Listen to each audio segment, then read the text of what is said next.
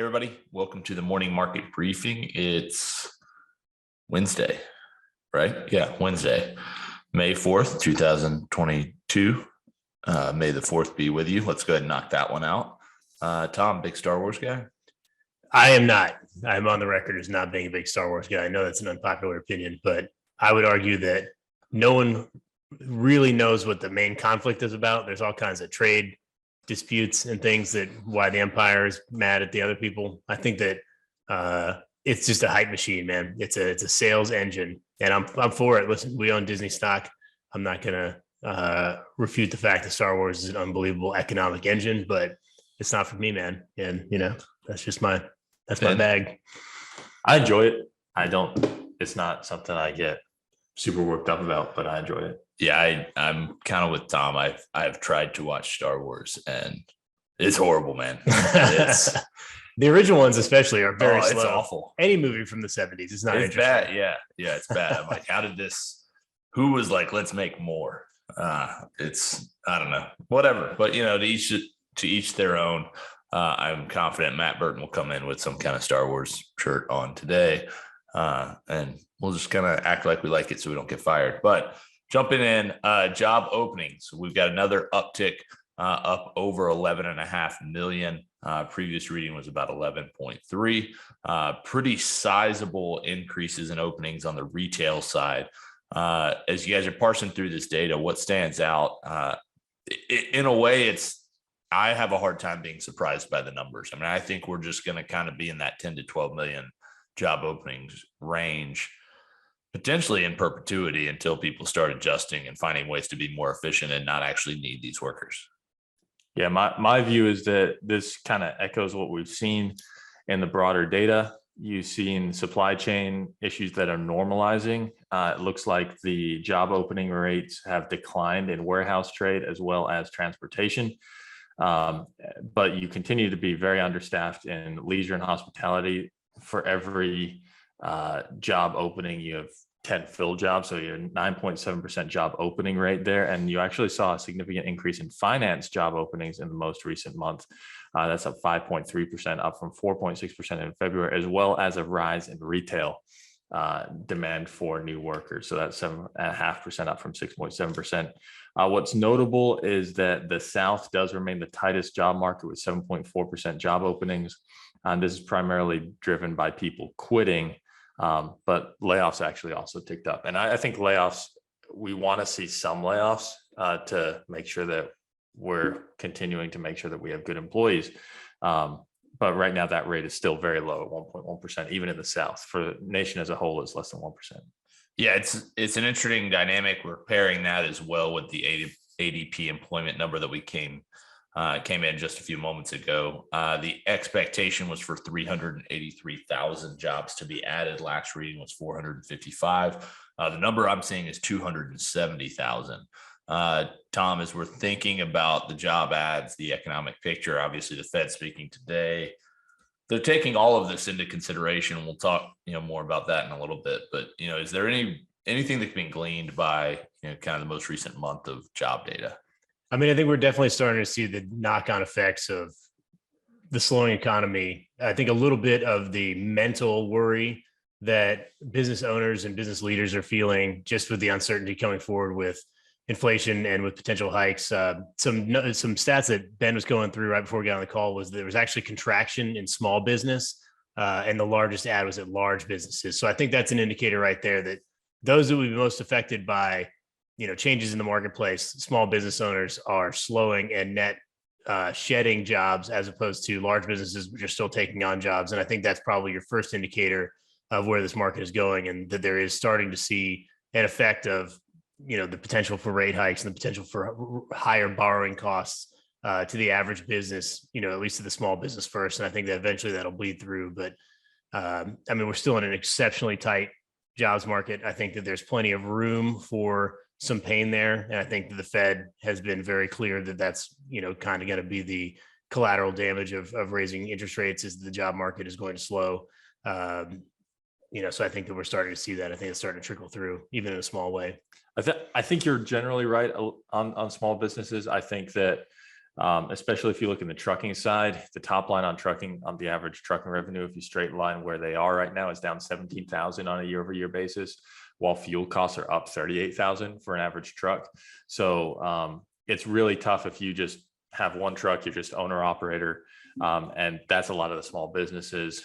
So small businesses were down 120,000, large businesses were up 321, mid was up 46. But then you square that with what we're seeing in the job openings space.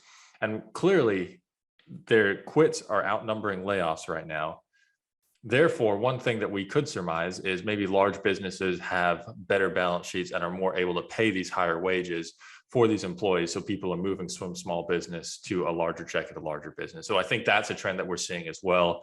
It fits with some of the other things that we're seeing. But I do agree with you to an extent that we are seeing some weakness in pockets of small business, especially if you look in the trucking industry and some of those businesses that really benefited during the pandemic. Yeah, you've got to think they're going somewhere. I mean, these quits. I mean, it's one of the worst times in American history to quit your job, with inflation being what it is, with housing costs being where they are. It's not a great time to just be like, you know what, I don't need this job. Whether you like what you're paid or not, you got to be going somewhere. Yeah. And they're running to something, not just away from something. And I think you're probably right, Bennett, to where the larger scale businesses maybe are offering a little more, maybe in compensation, maybe in benefits, all those kind of things. Earnings, we do have still trickling in quite a few. We heard from Starbucks. Ben, I'm absolutely floored that the stock is up 6%. We've talked a lot about Starbucks and the pain they're experiencing in China. Their expectation was for comps to be down 7%. They were down 23% in China, which obviously has been a major initiative that Starbucks has really promoted and pushed and talked about over the last couple of years. And it just never performs to expectation. And even when things were expected to be quite bad, they were significantly worse. And yet here we are. What's the market seeing that is propping this stock up 6%? I think they basically took out any expectation for what's going to happen in 2022, looking towards what's going to happen in 2023. And I think that they've convinced the market to think that things are going to get a lot better in 2023. Right now, the revenue estimate for 2023 for Starbucks is up 13% over the current year. So there's a big hope trade priced into Starbucks right now. And part of the benefit of not having anything in terms of earnings in the present period is that analysts don't value on the present period. They value on a more normalized basis, which is kind of stick your finger in the air and see where the wind's blowing, and see where the stock has been. And I think that a lot of analysts are now saying you can lean against this quarter. I do think there was a bit of a benefit when Howard Schultz came back in. There was a thinking that he was going to really increase labor costs a ton, and they are going up by another $200 million. But that's less than what Wall Street had anticipated. Also heard from Advanced Micro Devices, AMD, also up 6%. Ben, talk to us about kind of significance of their quarter. And I mean, it was pretty solid. I mean, this is a company where it kind of makes sense that they're up. Yeah, big in gaming chips, big in PC chips, also rising in the data center. And the data center really grew and was able to outshine some of the weakness elsewhere in the business. In the PC market, they are seeing some softening in the business, same thing that we saw from Intel. That's not really a surprise. That was well known at this point, but data center doubled on a year-over-year basis, and it's still only in the low 20 percentage points in terms of percentage of the AMD business. So a really good quarter on the data center side. I think that bodes well for NVIDIA, which actually has about 40 to 50% of its business from the data center. So over indexes there, which I think will boost NVIDIA's shares as well today. Jamie Dimon hopped on Bloomberg TV, talked. A lot of people look for him as really one of the focal points in terms of communication from U.S. markets, obviously given his role as the CEO of a bank that is highly revered as one of the best performers. People just kind of look to him as something of a prophet, something of a guy that really has a pulse on things. There's things he said that I think I completely agree with. He thinks the U.S. economy is pretty strong right now. Thinks the Fed needs to raise rates. They should have raised rates sooner. We've talked about that at length on this show. If you've joined us really for the last 6 to 8 months, he thinks there's a chance the Fed will create a mild recession. He also talks a lot about really the conflict between Russia and Ukraine, and basically said, hey, a Cold War is back on. National security is a top priority. He thinks if Ukraine worsens, we could see a recession in Europe. I mean, I don't know that I disagree with that point. I mean, I think we're with or without that potentially looking at recession in Europe. I mean, this is a really an economic region that did not recover the way we saw here in the U.S. They did not do much on a relative basis to stimulate the economy to get out of COVID, and there's just a lot of challenges in front of them, regardless of the Ukraine situation. Yeah, I would agree. I think that in the U.S., we're seeing a bit of a pullback from very strong levels. And, when we talk about contracting economy and they say, well, is employment going to increase? Is unemployment going to increase? The thing is, we've been operating effectively, call it at 110% of capacity for the last couple of years. If you pull back on some of that demand, you're probably operating more at 105% or 100% of capacity. So unemployment doesn't have to increase if we pull back to where capacity actually is. We're seeing that at Amazon too. Amazon said that they had massively under capacity for they were operating over capacity for a good period.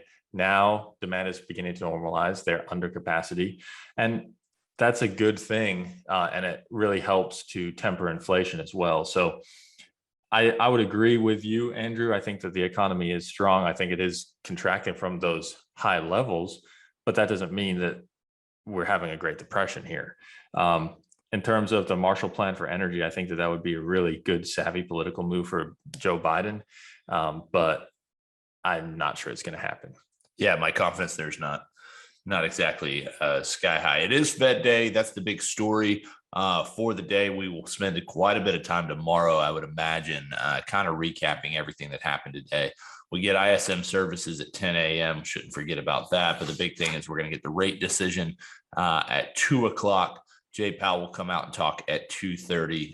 Right now, if you think broadly, the market expectation is for between 10 and 10 and a half additional rate hikes between now and the end of the year, which would take us to about 11 and change, depending on how you kind of weight those probabilities for the full year, ending the year at a rate of around between 2.75 and 3%. So significant prolonged rate hikes are expected. We're looking for a double hike today. Some are expecting more than a double hike in June, which would put us by June 15th, kind of in that 1.5 to 1.75% range. That's the expectation, Tom. 2 rate hikes today.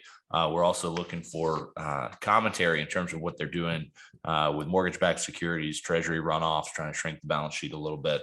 Tom, how would you assess where we are, and what's the most realistic concern you have relative to what we could hear today?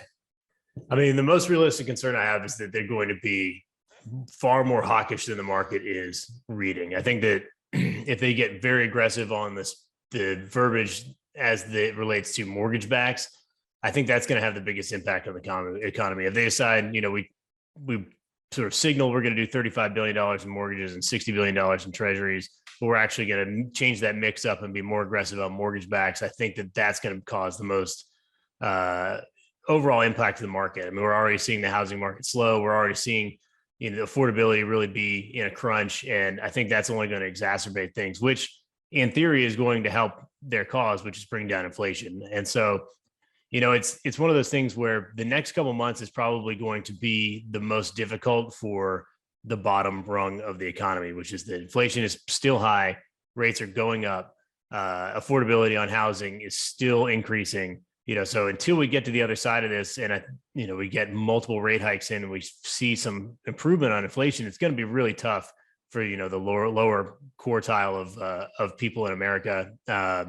So if you look at the probabilities, we've got, basically 11% chance of a triple hike today and a 37% chance for June. If we get 2 today, I would say just go ahead and roll that 11% into the next hike. And we're looking at basically a 50-50 shot at a at a triple rate hike. And that would be my expectation going forward, is that we're going to get 5 rate hikes in the next 45 days. And so that's going to put a lot of pressure on inflation. It's going to put a lot of pressure on the economy. And, looking at jobs reports over the next couple of months, looking at, changes in the ISM, where are these changes filtering through is going to be important, because that's really going to give us the read on how this economy is going to go to the second half of the year. And I would still lean towards the under on, if it says 11.39 for the year, I would take the under on that. I still think that we're already seeing effects of just the talk that the Fed has given. They've given 1 rate hike so far, and we're already starting to see the effects of that. And I think that, the combination of continued hawkish sentiment, the continuation of additional rate hikes, as many as 5 coming up soon,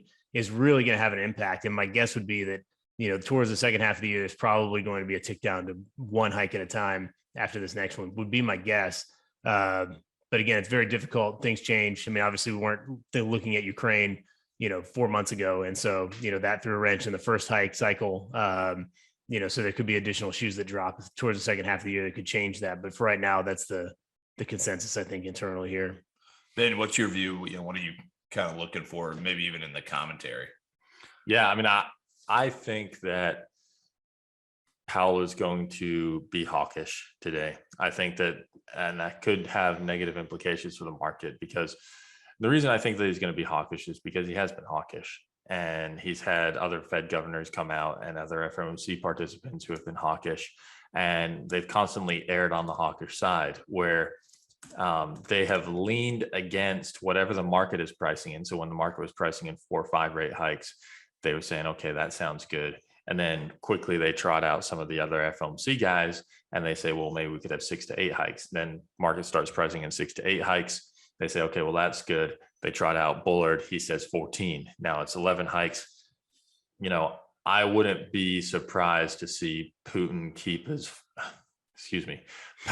keep his foot firmly planted on the brake for the remainder of this year, which could mean that we have a generally kind of muddling along economy over the next 9 months. And that'll be induced by the Fed. But I do think that their view is that they need to keep their foot on the brake in order to tamp down on inflation. I think that the historical precedent would say they'll probably go too far on that side, just as they went too far on the easing side in this last cycle. But overall, I think if you look through the medium term, I think that the economy is in decent shape, and that once we get through this kind of hectic period of rate hikes, and once we get to a more normalized environment, I think that that'll be good for the economy. Good deal. As we sit right now, futures up just a tick. S&P futures, NASDAQ futures, and Dow futures all up between 20 and 30 basis points. Big day, I would expect potential for volatility late in the afternoon, just based on the commentary. It could be a real witching hour from 3 o'clock to 4 o'clock as the market goes into a close. We'll talk about all this stuff tomorrow morning. We will be here at 8:30. We hope you guys have a great day, and we'll talk to you soon.